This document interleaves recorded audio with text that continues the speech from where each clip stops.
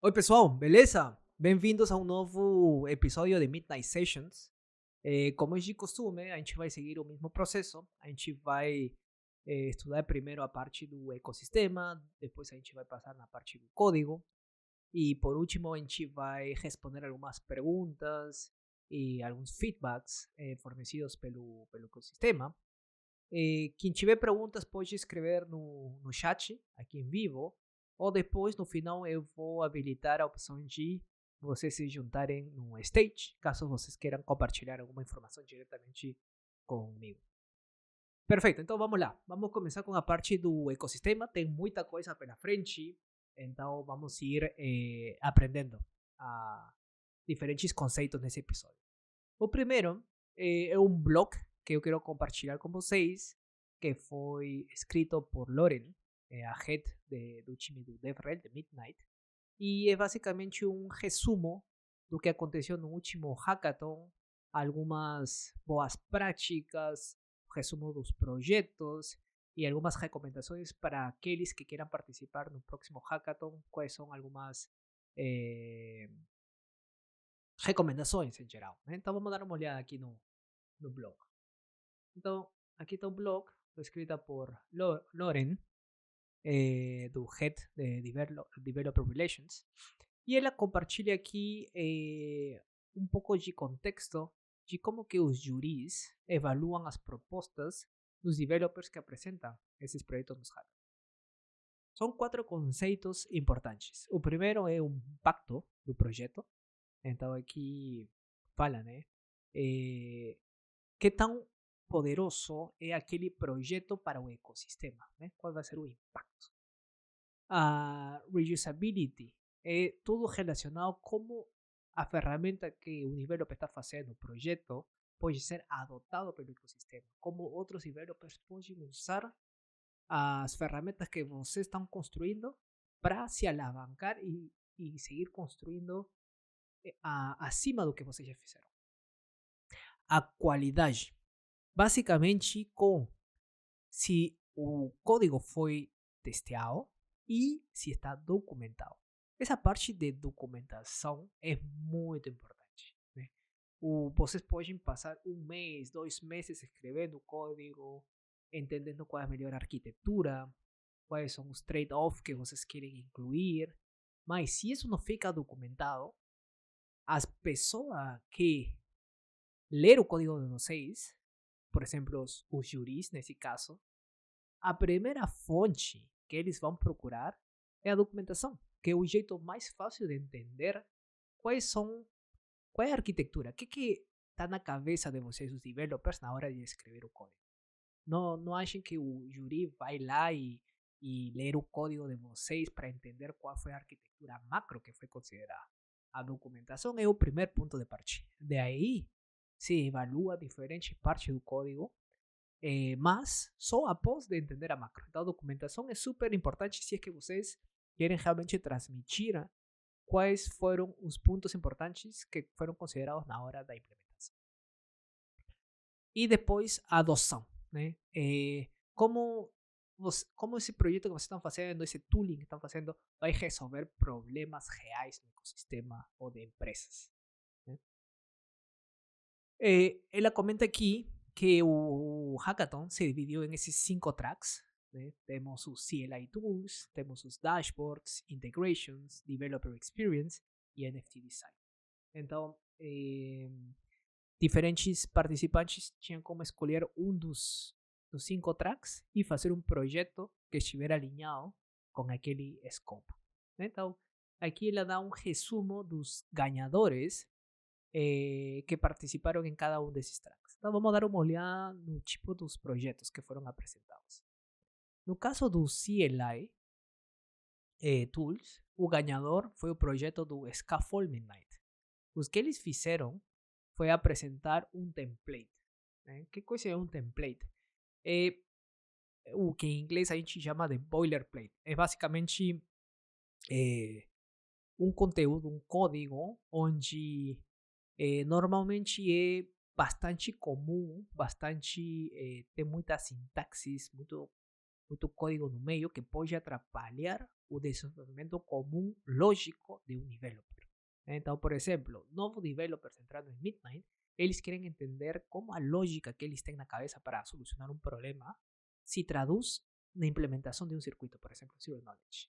Mas imagina que no processo eles têm que entender como que vão setear a máquina, como vão instalar as diferentes instâncias, como que vão baixar as bibliotecas, se tem problemas de compatibilidade. Então isso está fora da lógica, mas é um problema, sendo que faz parte do setup, da compilação e execução do código. Então esses templates ajudam para que a barreira de entrada seja muito menor para aqueles developers que querem começar a entender Midnight e praticar em Midnight. Né? Agora, templates a gente vai ter de diferentes modalidades, diferentes jeitos, dependendo qual é a utilidade que vocês querem dar àquele template. Né? Por exemplo, pode ter templates focados a developers e é o que esse projeto fez. É um template para fazer uma DApp. Agora, no segundo lugar, já é um template diferente. São scripts. Então, por exemplo, eles que fizeram diferentes scripts para solucionar o problema de operadores de nodos. Os operadores de nodos têm que inicializar a diferentes instâncias, sincronizar e tem steps para fazer isso. Agora, esse projeto criou scripts que abstraem aquela dificuldade e permitem fazer a execução desse processo de um jeito muito mais rápido. Então, eles pegaram um segundo lugar. Né? É uma ferramenta. Em primeiro lugar, foi ferramenta focada em developers, de dApps, e o segundo foi focado em developers, operadores de nodos de Midnight. Outro track foi o Dashboards e UI. Nesse caso, o primeiro lugar foi do time NBX. O que eles fizeram? Eles introduziram um conceito de MCP no mundo da Midnight. Super interessante. Midnight, MCP, inteligência artificial são conceitos super em trend, super quentes hoje em dia, em termos de developer experience. Então, eles introduziram, né, um primeiro conceito de como introduzir essa tecnologia MCP no mundo da blockchain. Então, o que eles fizeram foi usar um MCP para conectar um cliente de inteligência artificial com algum tooling, que nesse caso era um indexador de Midnight. Então, como uma inteligência artificial tem como falar com o indexador de Midnight. Então, o MCP é o servidor no meio que permite aquela conexão. Então, super interessante e abre as portas para futuras integrações muito importantes e potentes.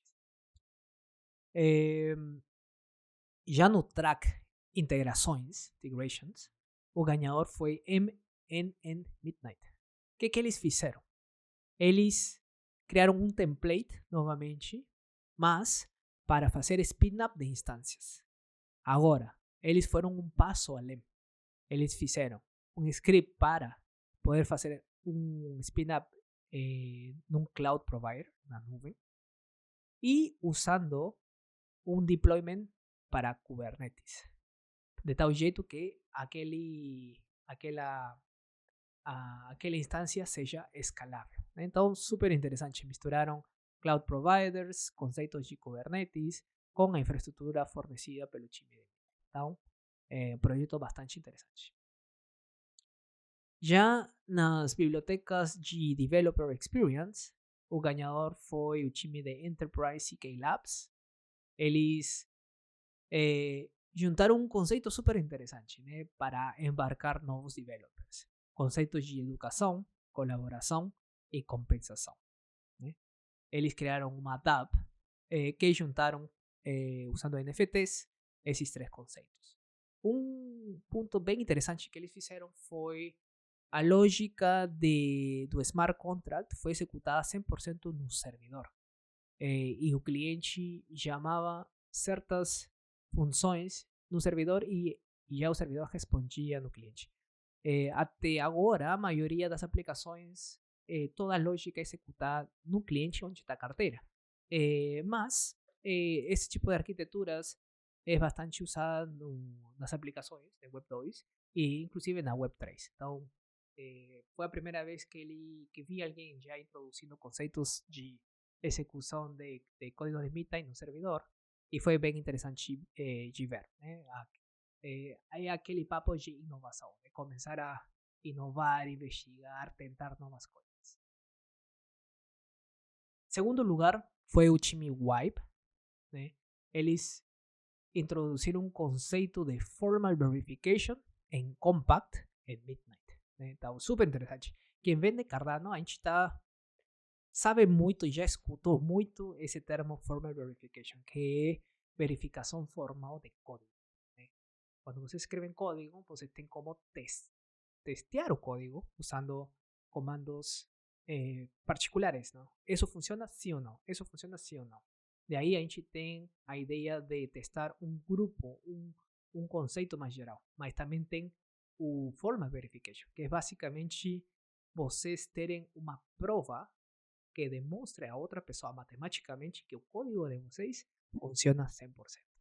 Né? Então ele introduziu esse conceito para demonstrar que contratos inteligentes escritos com Compact em Midnight não tem falha. Então, super interessante. E ele usou um framework bem diferente que é muito mais fácil de aprender, executar. Portanto, vai ser muito mais fácil de executar no futuro projeto, sendo que o custo vai baixar. Sendo que hoje em dia a gente vê que quem quer executar formal verification nos contratos acaba sendo um pouco difícil porque os custos são muito elevados. O time que fazem este tipo de trabalhos cobram valores muito altos. Ok, e aqui no final dão algumas recomendações para futuros projetos. Os mais importantes. Pensa além do pitch. Né? O pitch é importante, mas tem que ver qual é o valor agregado, né, do teu projeto. Uma documentação limpa, clara, que dê o resumo da tua idealização, da tua arquitetura. Fazer uma demo para que fique claro o que tua aplicação está fazendo, não só na documentação, mas também como uma demonstração. E estruturar corretamente teu código, para que seja muito fácil manter ele e para as pessoas terem como entender teu código. Prioriza criatividade e casos reais. Aplicações novedosas são muito mais interessantes para os juris. E resolver sempre achar uma solução a um problema. Isso é inovação. E aqui um ponto bem interessante que eu sempre comento para todo mundo que está participando de um hackathon é se manter focado. Em que sentido? Vocês têm uma quantidade de tempo limitada para fazer. Então vocês têm tempo limitado, recursos limitados, pessoas com conhecimento com aquele tempo específico. Né? Então, que você tem que fazer, ok, quero resolver esse problema, vou ter essa solução, mas com os recursos que eu tenho, que dá para fazer? E aí é pensar, ok, eu quero chegar, o escopo do meu projeto vai ser até esse ponto aqui. Esse projeto tem muito mais valor e se cumprirem as metas daquele objetivo que vocês tinham, do que ter um projeto super gigantesco, com um escopo super amplo, mas no final de 1 mês, 2 meses, só vocês conseguirem atingir, por exemplo, 20% do objetivo final. Foi muito melhor o primeiro caso. Entender bem o conceito, criar um projeto, uma aplicação mais enxuta e conseguir fazer 100% do objetivo inicialmente planejado. Ok, então isso em relação ao blog. Recomendações muito interessantes para futuros pessoas do hackathon. Agora a gente vai ver um dos diários. Nesse caso a gente vai aprender de como se conectar numa carteira Lace, né? Uma extensão no browser. Para isso, a gente vai abrir aqui o diário que foi fornecido pelo desenvolvedor Claude Bart, também do time de Midnight. E a gente vai entender aqui o procedimento passo a passo que ele fez, demonstrando como que acontecem essas conexões com as cartas. Ok, então aqui no passo número 1, ele fala, o primeiro passo é detectar que a gente tem a carteira conectada. Né? Como que funciona isso? No browser, quando a gente instala carteiras, a gente tem uma extensão. da carteira. Essa extensão fica injetando o código JavaScript no browser. Então, o que a gente faz é procura aquele código injetado, onde num objeto específico. Nesse caso, eles ficam injetando esse código no objeto window, especificamente no domínio midnight. Então, aqui, se a gente procurar por uma resposta a executar esse comando window midnight e a gente tiver um objeto, significa que tem uma extensão injetando esse código naquele objeto específico. Nesse caso, como a gente vai ver especificamente a carteira de leis, a gente vai procurar primeiro se tem esse objeto .midnight e depois especificamente procurar pela carteira leis, né? O jeito que está representado agora leis é com esse domínio mnleis. Se tiver outras carteiras e vocês quiserem listar para o usuário aquelas carteiras, de aí teriam que listar os diferentes domínios. Por exemplo, se for Yoroi, a gente procuraria windows.midnight.yoroi. E se temos resposta é porque tem uma carteira instalada no nosso browser de Yoroi. Excelente. Depois, se tiver esses objetos, a gente vai guardar o objeto de mlace, o código injetado, nessa variável mlace. Excelente. Passo 2, uma vez que a gente já tem esse objeto. A gente tem como executar diferentes métodos. Agora, alguém me perguntou outra vez, como eu sei que existem esses métodos? Então, tudo isso é um estándar, né? O objeto que fica sendo injetado no browser tem um estándar que foi definido previamente. Como a gente tem como saber qual é esse estándar? Se a gente for na documentação de Midnight, aqui a gente tem toda a documentação, tanto para Compact quanto para os diferentes Midnight APIs. Nesse caso da carteira leis, a gente está falando do dApp Connector API. Nesse dApp Connector API, a gente vai ter diferentes interfaces, como dApp Connector API, dApp Connector Wallet API e dApp Connector Wallet State. A gente vai dar uma olhada agora em cada uma deles. Então, nesse caso, o primeiro API, que é o objeto que a gente obtém de achar esse código injetado pelas carteiras, é esse dApp Connector API. E a gente tem esses métodos aqui. Então, vamos a ver o código e a gente... vamos aqui no... Então, a gente vai... Tem um objeto mnlace e a gente está chamando o método isEnabled. Né? Aqui o autor está descrevendo o que faz esse método, mas vamos supor que a gente quer ver diretamente na documentação. Vamos a procurar o que faz esse método isEnabled. Então, se a gente vem aqui na documentação, no objeto dApp Connector API, aí a gente vê todos os properties. E um deles é o property isEnabled. O que faz? É uma promessa que checa se a carteira foi autorizada pela dApp. Então, perfeito. Então, se a gente quiser executar esse comando, como é uma promessa, a gente tem que fazer um await e executar o comando. E a resposta vai estar aqui, isEnable. Então, esse isEnable vai ser um booleano, verdadeiro ou falso, se é que a carteira está habilitada. Excelente. Passo 3. Temos outro método, enable. Vamos dar uma olhada. Então, se a gente for aqui na estrutura do objeto, a gente tinha visto a propriedade isEnable, mas temos outras. E uma das outras propriedades é enable. Então, vamos dar uma olhada o que faz aquela propriedade. Retorna uma promessa de um tipo dApp Connector Wallet API. Se a gente vê aqui embaixo, aqui tem as características desse novo objeto, do retorno. Mas exatamente o que faz? Ele retorna o acesso da wallet e retorna o API. Então, quem já está acostumado a interagir com aplicações de Web3, cada vez que a gente quer se conectar numa carteira, aparece um pop-up, né, da carteira solicitando acesso. Né? O usuário tem essa aplicação que quer se conectar na tua carteira, você quer dar acesso? Sim ou não?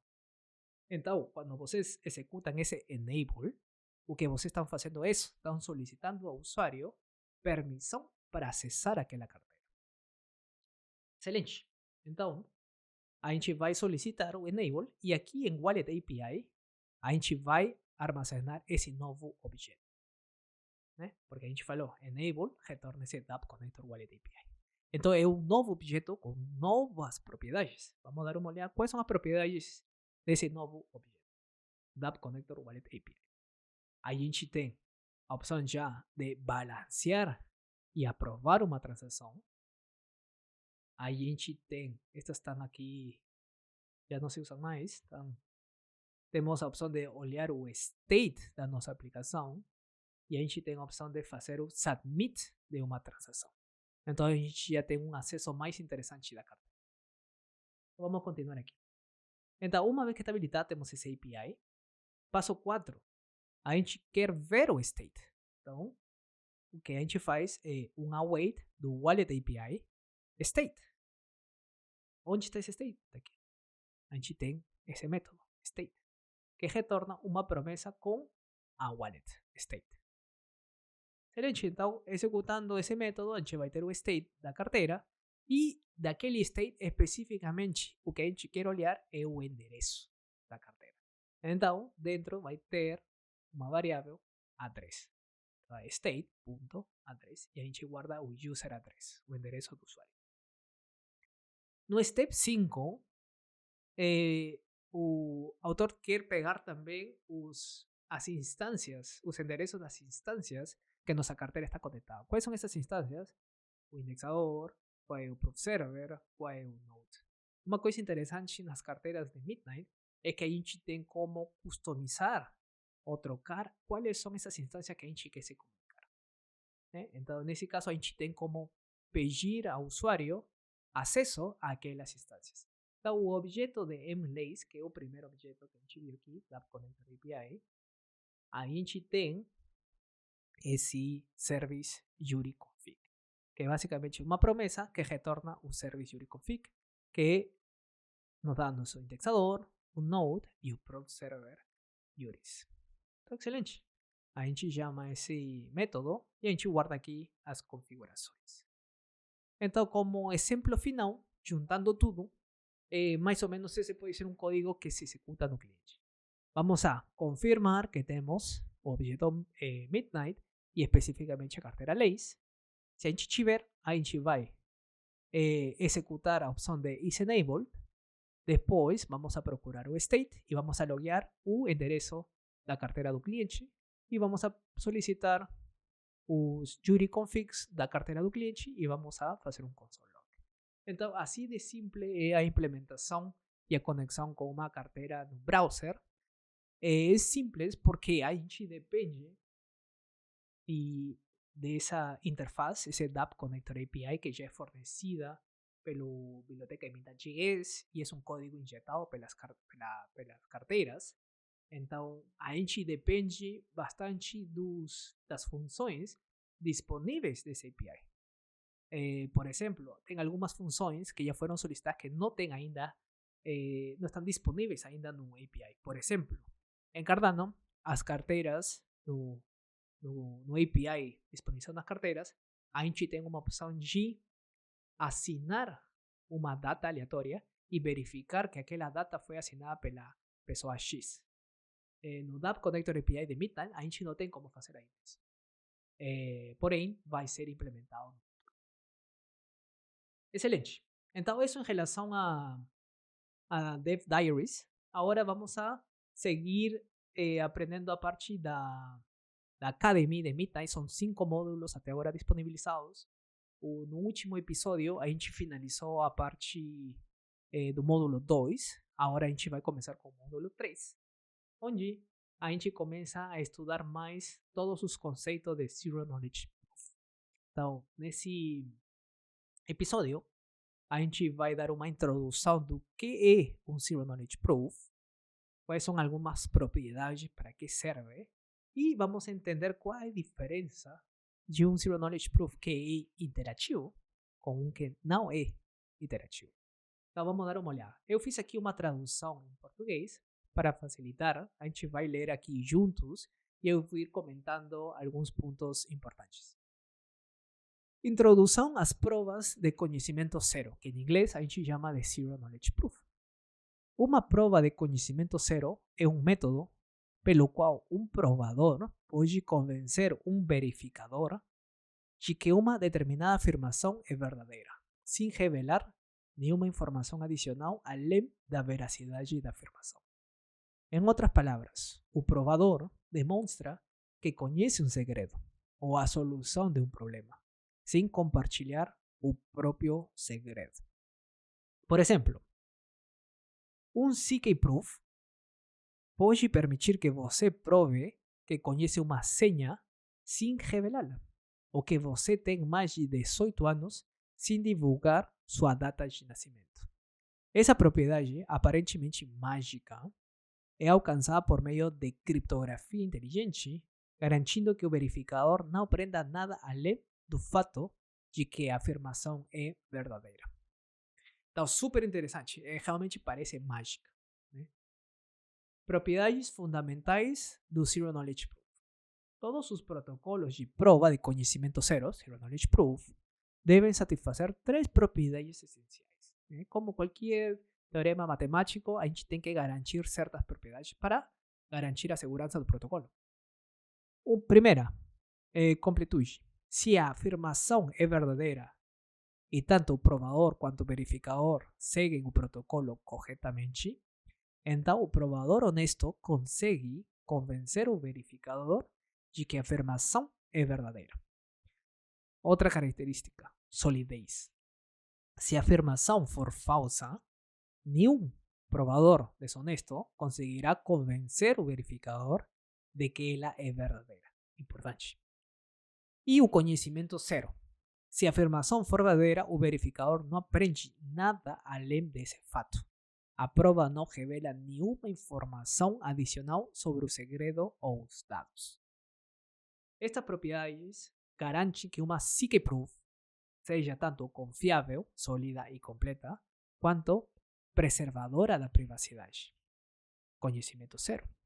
Na prática, provas de conhecimento zero envolvem matemática avançada para assegurar essas propriedades.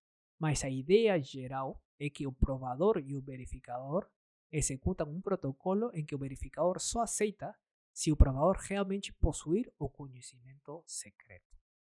Então, super interessante esse conceito.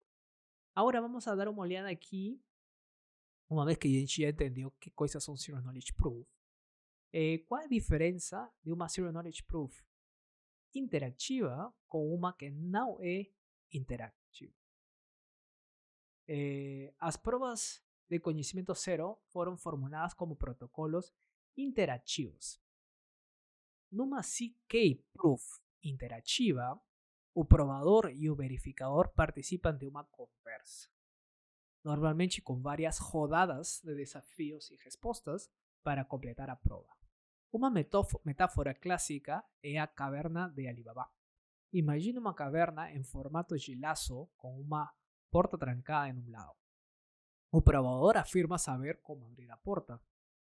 O verificador espera do lado de fora e pede aleatoriamente para o provador sair pelo lado, esquerdo ou direito. Se o provador consegue fazer isso corretamente repetidas vezes, é convincente que ele conhece o segredo, sem nunca revelar a chave.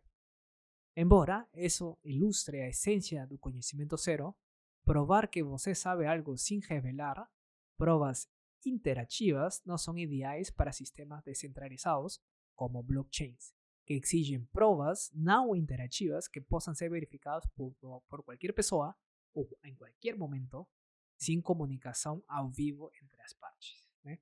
Então, esses CK Proofs interativos foi como nasceu e eram as primeiras interações desta CK Proof entre Prover e Verifier, mas tinha que ter constante comunicação entre as partes.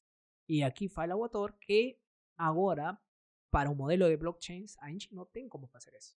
Sendo que o jeito que normalmente funciona é alguém executa uma transação e vai junto a uma prova, e de aí um node, que tem um verifier, vai eventualmente verificar, sem precisar ter uma comunicação, bater papo novamente com o prover, que já pode estar não conectado.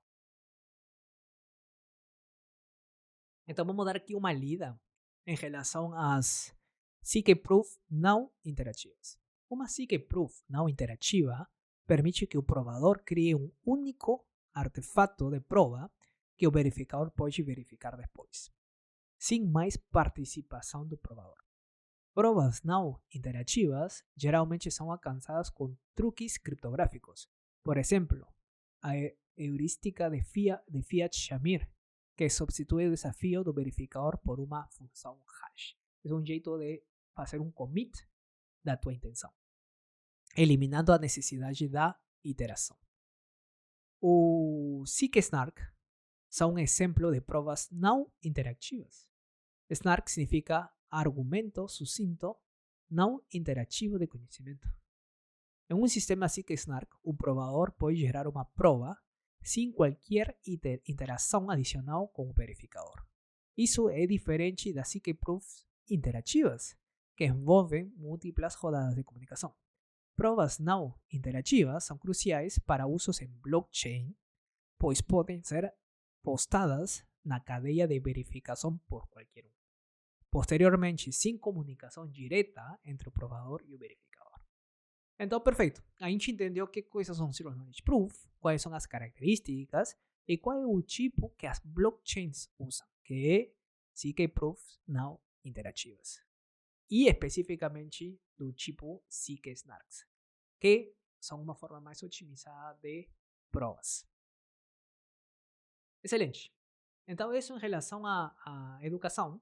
Agora, no catálogo, a gente sempre fica comentando de projetos que estão fazendo coisas no ecossistema. E nesse episódio, eu queria comentar de dois projetos: OpenZeppelin e The Endmaker. São dois projetos que estão começando o papo de possíveis estándares de tokenização na Midnight, né? A blockchain, a gente tem que definir que coisa é um token, quais são os estándares, e no caso de Midnight, acontece uma coisa bem interessante de flexibilidade na hora de implementar estándares de tokenização, sendo que a gente tem características bem similares a blockchains tipo Cardano, onde tem native assets. Em Midnight a gente vai ter também native assets, mas também a gente tem características de um global state, como é o caso de Ethereum, tem global state. Então, a gente tem como ter uma mistura de estándares e tem um feature adicional que é a privacidade. Então, tem muita coisa aí no meio e para isso a gente vai ter que criar estándares. Então, aqui cada um deles compartilhou um tweet falando sobre o projeto que eles estão fazendo e eu queria passar para vocês o que eles estão compartilhando. Em um futuro episódio, a gente vai entrar de cheio e a gente vai estudar alguma desses estándares e códigos que eles forneceram. Mas agora a ideia é simplesmente criar um contexto geral para vocês ficarem cientes no que algumas pessoas do ecossistema estão trabalhando. Então, no caso de OpenZeppelin, eles compartilharam aqui um tweet onde estão compartilhando com a comunidade o repositório aberto de alguns contratos de Compact com estándares de tokenização, né? Nesse caso específico, eles compartilharam contratos inteligentes com Compact em Midnight, simulando estándares de Ethereum como ERC20, ERC721 e o 1155. Então vamos dar uma olhada aqui. No caso de OpenZeppelin, eles têm esse repositório que compartilharam, e estão disponibilizando esses três contratos, onde um está simulando o ERC de tokens, outro de NFTs e outro de multitoken. Cada um deles tem um contrato. Se a gente vê aqui em contrato, aqui tem a implementação. A gente vai estudar tudo isso depois, mas só para vocês verem como eles estão já compartilhando códigos de diferentes implementações de tokenização. Mesmo caso é com o time de Endmaker. Eles compartilharam esse tweet agora disponibilizando e fazendo open source o repositório de tokenização. Eles compartilham aqui, onde eu também baixei aqui o código. Eles têm esse PDF, eles têm código aqui também dentro, no repositório, onde eles tomaram como referência diferentes estándares de Ethereum e de Cardano, por exemplo, ERC20, ERC721, 1155, y no caso de Cardano, SIP25, SIP68, SIP143, y tomaron eso como referencia para crear esse Midnight Token estándar. Eles meio que juntaram e criaram um estándar geral, onde eles estão dividindo os tokens em dois. Tokens não programáveis e tokens programáveis. Então, isso aqui é o início do papo de diferentes jeitos de tokenizar. Então, é interessante porque a comunidade vai começar a dar feedbacks, comentar, a gente vai ver a interoperabilidade entre o estándar de Maker e OpenCPLink, e outros fornecedores vão entrar no meio, por exemplo, carteiras, instancias de terceiros que vão ter que se conectar. Então, tudo isso vai entrar em um bate-papo, vai ter um discussion aí no meio, mas tudo isso se vai traduzir em um MIP. Então, assim como em Cardano, onde a gente tem Cardano Improvement Proposals, que a gente define um consenso e se estandariza certos procedimentos, no caso de Midnight, a gente vai ter o mesmo procedimento e a gente vai chamar esse processo de MIP, Midnight Improvement Proposal. Perfeito. Então, isso em relação ao ecossistema. Agora, a gente vai entrar na parte de código e vamos a continuar fazendo, entendendo como se executa uma TUI, que é uma interfaz em base a texto. Então, vamos abrir aqui nosso ID. E no último episódio, a gente finalizou aprendendo todas as funções disponíveis nesse file API. Né? A gente aprendeu todas essas funções. Então agora a gente vai usar essas funções para criar nossa TUI, mais outras funções especificamente para a TUI. Então vamos dar uma olhada. Tudo isso vai estar nesse file aqui agora, CLI. Então no episódio anterior a gente tinha olhado aqui essa função run, que é o ponto inicial, onde a gente passa um parâmetro config, um logger e um docker environment. De onde estão vindo essas variáveis, esses parâmetros, perdão, das diferentes configurações que a gente vai ter para inicializar nossa aplicação. A gente vai usar dois tipos de inicialização. O Standalone Mode e o Testnet Remote com Startproof. No caso de Standalone, que vamos a estudar primeiro aqui agora, se a gente entrar nesse file, a gente pode ver aqui que a gente está chamando essa função que a gente está vendo no file CLI, que é o run, e a gente está passando o config, o logger e o docker environment. E é aqui que a gente configura eles. O config é basicamente as instâncias das nossas, as juries das nossas instâncias, inicializando essa classe standalone config, que vem do file config. A gente já tinha aprendido isso nos episódios passados. Depois, a gente está usando test containers, uma biblioteca de test containers, para a gente ter como inicializar instâncias usando Docker de um jeito programático. E a gente está passando esse standalone YAML, que basicamente lista, se a gente abrir aqui o file, aqui estamos listando as diferentes instâncias que a gente quer fazer spin-up com Docker. Nesse caso, Proof Server, o indexador e o Node. Excelente. Então, a gente vai armazenar o Docker Environment desse YAML e depois a gente vai inicializar nossa instância de logger. A gente está usando essa função create logger, que está nesse file logger utils. Se a gente for entrar, esto aqui é boilerplate. Estamos utilizando bibliotecas de Node simplesmente para armazenar eventos e loguear algumas ações que a gente for executar. A gente está criando essa função boilerplate para que depois a gente tenha este file aqui, logs, e a gente tem files para diferentes inicializações. Né? A gente falou que vamos a ver o standalone e o tested remote, E aqui a gente vai ter diferentes logs das transações que a gente for fazer. Excelente. Então, a gente tem nosso logger, tem o Docker Environment, tem o config, e a gente está passando essas variáveis como parâmetros nessa função. Ok, voltando no CLI, então vamos a começar a entender esta função run. Então a gente inicializa nossa variável logger, daquele parâmetro que a gente passou, logger, e de aí vamos a chamar o objeto API. De onde está vindo esse API? Se a gente for olhar aqui acima, a gente é o objeto que representa todas as funções importadas do file API. E API é o file onde a gente estudou nos últimos 3 episódios todas as funções que a gente vai usar para falar com a blockchain e executar transações. Excelente. Então, a gente continua aqui. Então a gente vai fazer API setLogger, vamos a chamar a função setLogger, e vamos a passar o logger, que é o parâmetro. Então vamos a dar uma olhada aqui. Se fazemos clic, a gente vai ir lá na função e a gente vê que simplesmente estamos inicializando a variável logger com aquele parâmetro.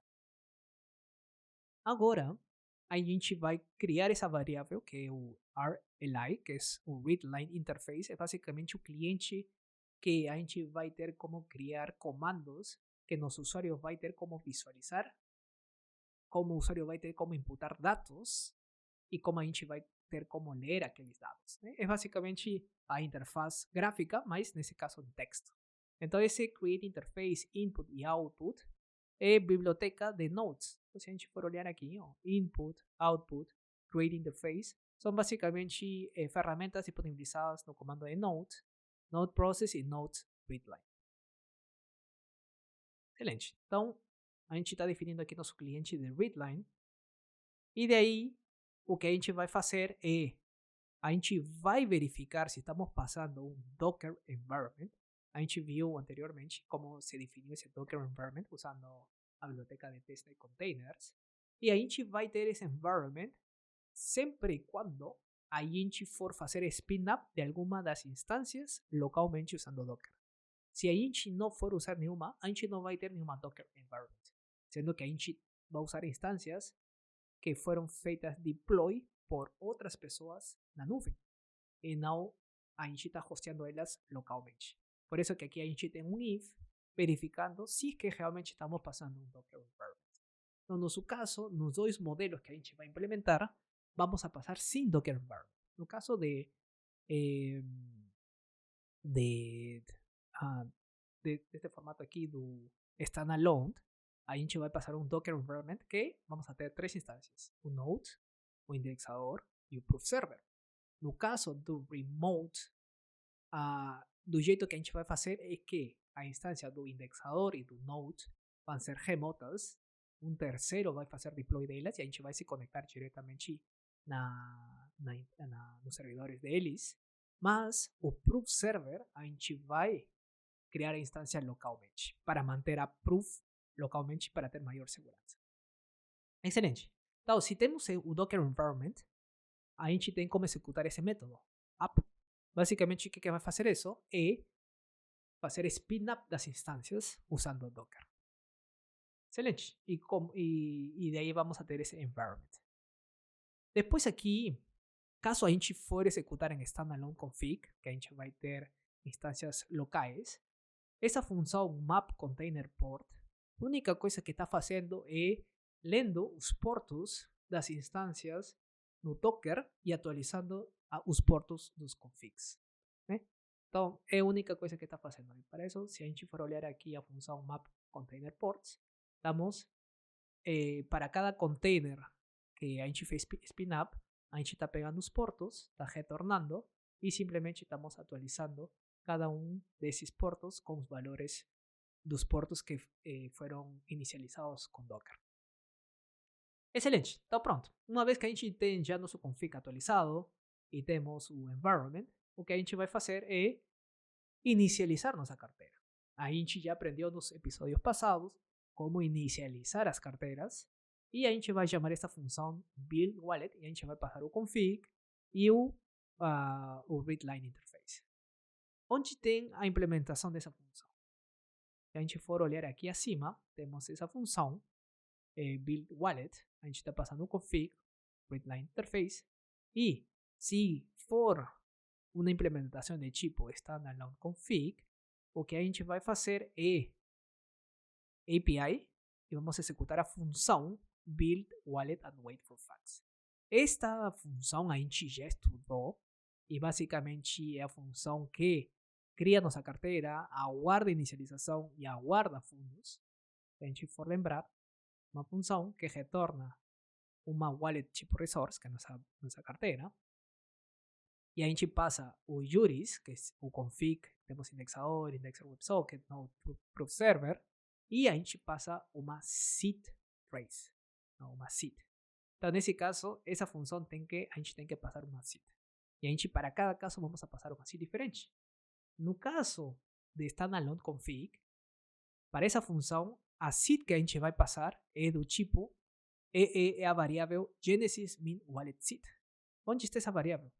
Se a gente for aqui acima, a gente pode ver que é do tipo 0000 e no final 1. Então, no standalone config, as instâncias, a gente vai simular uma blockchain local, né? É só uma instância de cada tipo no nosso computador. Então, a gente não tem um faucet, não tem ninguém que tenha como passar fundos para nós. Então, nossas carteiras têm que estar inicializadas com fundos. E para a gente ter fundos numa carteira, a gente tem que usar essa seed phrase. É como se fosse o seed phrase onde a gente vai ter automaticamente fundos para a gente ter como testear. Então a gente tem que passar esse fundo. Se a gente for passar outro, vai se criar uma carteira, só que quando a gente olhar os fundos, não vamos a ter nenhum fundo, não vamos a ter nada de fundos.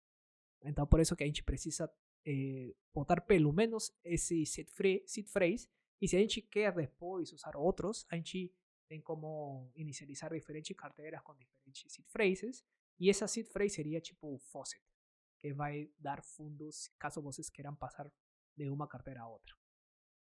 Excelente, então vamos usar essa seed phrase no caso de standalone. Então se a gente volta aqui na implementação da wallet, a gente vai executar esse genesis min wallet, no caso de for standalone, e a gente retorna, a gente já não faz mais nada. Agora, se não for do standalone config, pronto, a gente vai entrar em um loop, certo? Que a gente vai solicitar algumas, a gente vai fazer algumas perguntas para o nosso cliente. Que perguntas? A gente vai usar a interface de readline interface, a gente vai fazer uma pergunta, uma question para o nosso usuário. Que perguntas? Wallet loop question. Se a gente for olhar, isso aqui vai perguntar para o nosso usuário. Que coisa você quer fazer? Primeira, opção número 1, construir uma carteira desde zero. Opção número 2, construir uma carteira usando uma seed phrase. E opção 3, sair. Então, dependendo da resposta, a gente armazena aqui em choice e usando o comando switch, caso o cliente escolher a opção número 1, a gente vai executar esse código. Caso o cliente escolher a opção número 2, que é construir uma carteira a partir de uma seed, a gente vai executar essa função aqui. E caso for 3, sair, a gente vai loguear saindo e a gente vai retornar do sair desse loop. Então, se a gente for a opção número 1, que é construir uma fresh wallet, aí a gente vai do objeto API, a gente vai chamar a função build fresh wallet e vamos a passar o config. Se a gente lembra que fazia essa função, a gente tem build fresh wallet, a gente está chamando a função de construir uma carteira, que a gente já estudou, estamos passando o config e como seed phrase, estamos passando esse comando. Que faz? Ela cria uma seed phrase aleatória para nosso cliente. Então, nosso cliente está querendo construir uma carteira desde zero. Então, a seed phrase vai ser criada, a gente vai criar uma para eles. Então, esse random bytes basicamente está criando um bytes de 32 bytes com números aleatórios. Excelente. Caso escolhem a opção número 2, a gente vai executar esse build wallet from seed. E nesse caso, o que vai fazer? A gente vai perguntar para nosso usuário qual é a seed phrase que vocês querem usar para inicializar a carteira. Né? Então, eles vão escrever aqui no command line interface uma seed. E de aí, a gente vai armazenar nessa variável seed e a gente vai passar como parâmetro naquela função. Então a gente vai criar uma carteira a partir de uma seed phrase fornecida pelo usuário. Excelente. Então, uma vez que a gente tem esses comandos de build prefix wallet and build on seed, aqui voltando nosso comando inicial, a gente já tem essa wallet, né? Que é esse build wallet. Então, a gente tendo uma vez uma wallet, o que a gente vai fazer é esses dois comandos que praticamente resume toda a execução da tool. Primeiro, vamos a definir os providers, executando esta função API configure providers, passando-nos a wallet e o config. Se a gente lembra essa função é super poderosa, sendo que a gente define os 6 providers. É o jeito que a gente vai falar com as diferentes instâncias. Quais são esses 6 providers? O indexador, o node, o proof server, a wallet, o private information, informação privada, e a informação criptográfica dos nossos servidores. Então, a gente define todos esses fornecedores, providers, e excelente, a gente retorna aqui nos providers. E depois a gente chama o main loop, passando nos providers e o readline interface. Esse main loop vai listar quais são os comandos para executar nosso contrato inteligente uma vez que a gente já tem providers e tem uma wallet. Então vamos dar uma olhada. Então, main loop, o que a gente vai fazer primeiro é executar essa função de deploy or join. O que faz essa função? Se a gente olhar aqui deploy or join, a gente está passando nossos providers e o readline interface. Primeira coisa, a gente vai perguntar para o nosso usuário o que quer fazer. Deploy or join questions. Então, se a gente for olhar aqui as perguntas, basicamente a gente está perguntando, usuário, você quer, opção número 1, fazer deploy de um novo contrato tipo contract, ou você quer se juntar a um contrato contract já existente? E opção 3, sair. Então, dependendo da pergunta, que a gente vai armazenar na variável choice, a gente vai executar switch choice. Caso escolher a opção número 1, a gente vai fazer o deploy. Caso a opção 2, a gente vai se juntar. E caso a opção 3, a gente vai sair. Na opção número 1, a gente vai chamar a função deploy. Se a gente lembrar essa função, a gente está passando o nosso provider para state e a gente está chamando essa função mágica fornecida pela biblioteca Emita.js, que é deploy contract, que faz todo o workflow de execução de nosso contrato. Cria um objeto para a gente depois ter como chamar os circuitos diretamente. Né? Então a gente chama essa função deploy e passamos como informação privada este objeto, private state counter, e a gente vai botar como valor inicial 0. Como eu sei que tem esse formato, se a gente for olhar aqui os witnesses, a gente definiu que nossa informação privada tem esse formato. Um objeto com private counter tipo de um value tipo number. Então, o que a gente está fazendo é esse private counter a gente está inicializando em 0. Sendo que nosso counter a gente queria incrementar a partir de 0. Excelente. No caso de join, mesma coisa, a gente vai passar um providers e um readline interface. E este join, se a gente for olhar essa função, o que a gente vai fazer? Vamos a executar esta função join contract, mas primeiro a gente tem que definir qual é o contract address. Para isso, novamente, vamos a perguntar para o nosso usuário qual é o endereço do contrato que ele quer se juntar. Ele vai escrever no command line interface e a gente vai armazenar essa informação no contract address. E de aí a gente vai chamar essa função. Então vamos a ver o que essa função fazia, lembrando. A gente passa o providers, o contract address, e a gente está usando novamente uma das funções fornecidas pela biblioteca Emina.js para criar o objeto após se juntar a um contrato. Pues o resultado tanto de se juntar como fazer deploy tem este tipo deploy counter contract. A gente já tinha estudado que tem diferentes métodos para a gente executar nosso circuito. Então a gente vê aqui que após perguntar, a gente faz um deploy, a gente faz um join, certo? E esse resultado, se a gente volta aqui na nossa aplicação, aqui a gente vai ter esse counter contract, que é de tipo deploy counter contract, que é aquele tipo que a gente tinha falado. Então agora que a gente vai fazer? A gente vai perguntar para nosso usuário as seguintes perguntas. Lembrando que agora a gente já está dentro de um contrato. Seja que a gente fez deploy um novo contrato, ou a gente se juntou a um contrato já existente. Então, esse é o main loop question que a gente vai perguntar. Que coisa você quer fazer? Então, a gente vai listar aqui as diferentes opções que a gente tem. Lembrando que no contrato contract, a gente só tem um circuito que é increment. Então, na opção número 1, a gente dá essa opção, increment. E na opção número 2, visualizar o state atual do contrato. E a opção número 3, sair. Então, o que acontece? A gente guarda a informação aqui, choice, e agora sim, a gente pode executar o comando increment do file API e passar o counter contract. Lembrando, essa função increment, como input, a gente está passando a saída desses comandos de deploy e join, que é de tipo deploy contract, e depois que a gente faz? Simplesmente chama ao método call e de aí temos a lista de todos os diferentes circuitos. Nesse caso, increment. Então, a opção número 1, a gente incrementa. A opção número 2, a gente quer visualizar o state atual de nosso contrato. Para isso, a gente vai chamar a função display counter value, passando providers e counter contract. Se a gente lembra essa função, a gente está passando providers, counter contract, e a gente, o que está fazendo? A gente está chamando diretamente no nosso indexador. Estamos perguntando ao indexador. Indexador, me passa o state desse contrato, e a gente passa para o formato certo, e o return vai ser o contract address com o counter value.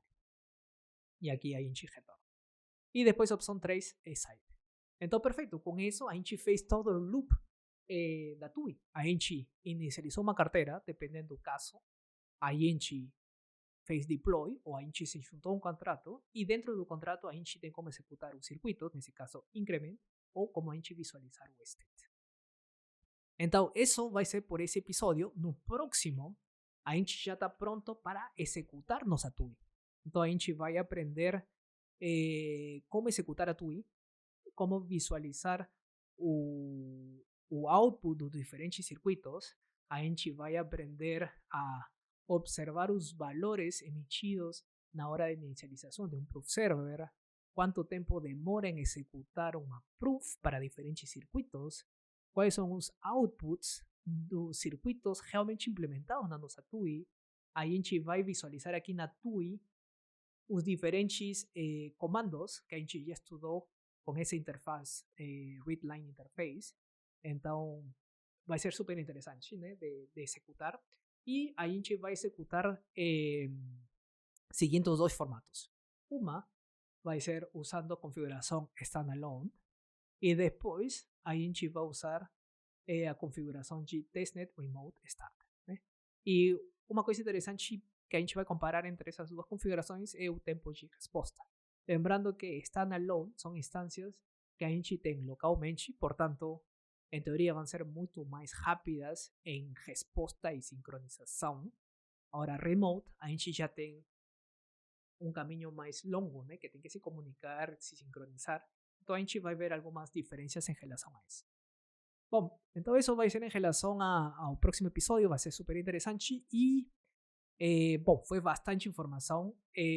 Quem quiser acompanhar a execução do próximo episódio, vocês vão precisar ter este repositório. Esse repositório está, vocês podem achar ele na organização de Mesh. Está como Midtime, está Red Template. E, bom, as instâncias que vocês precisam ter primeiro, tem que ter o Docker instalado. No caso que estejam usando Windows, eu uso Docker Desktop, né? Está instalado Docker Desktop. E para vocês confirmarem que tem instalado e está se comunicando certinho com o WSL de Windows de vocês, vocês podem escrever aqui no Command Line Interface Docker version. E se retornar uma versão, significa que a comunicação está certa com o Docker. E a outra coisa que você tem que ter instalado e ter acesso global é o compiler, né? A gente sabe que tem o código de Compact e a gente tem que compilar isso para ter o output de JavaScript. Então você tem que ter a última versão de Compact. Então, para verificar que tem acesso global, vocês escrevem compact C version. Fazem clique e aí vocês têm como ver a versão do compact. Nesse caso, eu tenho a versão 0.23. Para o próximo episódio eu vou atualizar para eu ter a versão 0.24, que é a última versão de compact. Então, quando vocês forem instalar compact, e se vocês não sabem como instalar, num episódio anterior eu di um passo a passo de como instalar cada uma destas instâncias Docker Desktop, Compact. Você vai ter a versão 0.24. Então não tem nenhum problema, eu vou atualizar isso para a próxima versão. Então, tendo Docker Version e Compact C Version, estão ok para poder seguir o passo a passo que vou fazer no próximo episódio. E pronto. Eso seria tudo para esse episódio e a gente se vê na próxima semana com mais informações e um hands-on de como executar uma transação na blockchain de Mint. A gente se vê próxima semana. Tchau, tchau.